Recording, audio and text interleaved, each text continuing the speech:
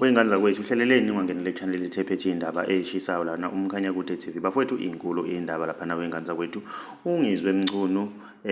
usekhilo lapha na wengane zakwethu uthi abantu abaphelele lapha na emabhida kusasa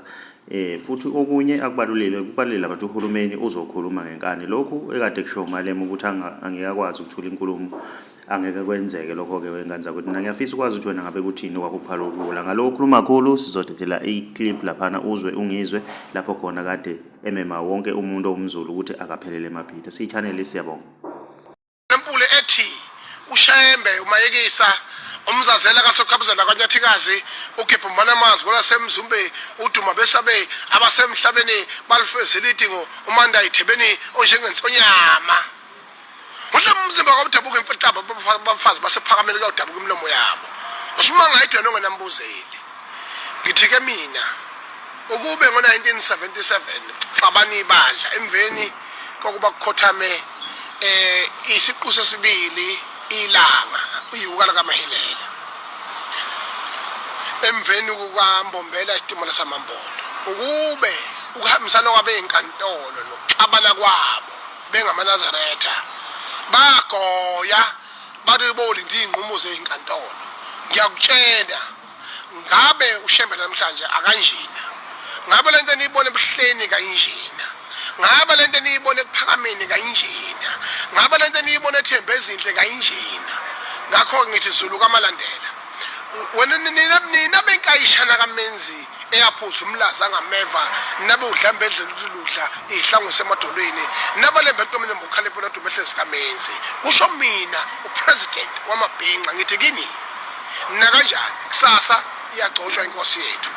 ngeke uphambane nomoya mawumuntu ukwazi inhloso okwesibili futhi sazi ukuthi mission ukudivide the Zulu nation ukudivide the Zulu kingdom the Zulu people ukuze bakwazi ukuthi babe weak amongst the world. Therefore I'm standing here before you to tell you that the new monarch of the Zulu kingdom has been crowned. The certificate has been issued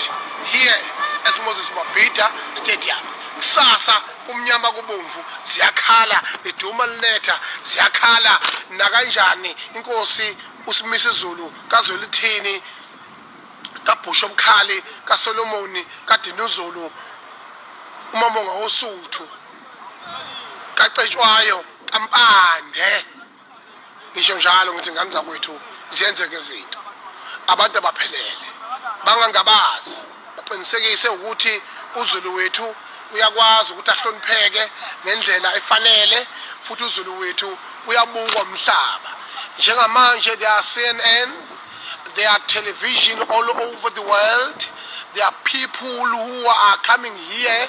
to witness the historical moment of the Zulu nation and the Zulu kingdom. The last happened in 1970. Therefore, I am telling you, my people, as the president of the Binga nation, ukuthi ayikhale nakanjani asiphelele sonke lapha ngithi mina lena show ujula simalema besidakelwa ukuthi uramaphosa umongameli wethu akakwazi ukukhuluma la